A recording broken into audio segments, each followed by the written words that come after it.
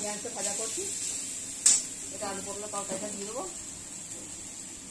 আমরা চাটনি হয়েছে, কাতলা মাছের ঝাল হয়েছে, আর বাঁধাকপি, আলু, বেগুন, ফুলকপি, ডাঁটা সব রকম দিয়ে চচ্চড়ি করছি, আর কলাইয়ের ডাল, আর আলু ভাতে দেওয়া আছে।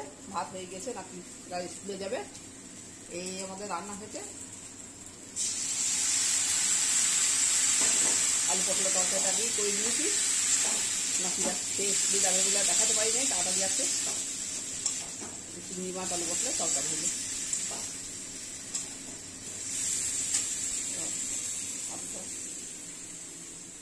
কেমন লাগলো?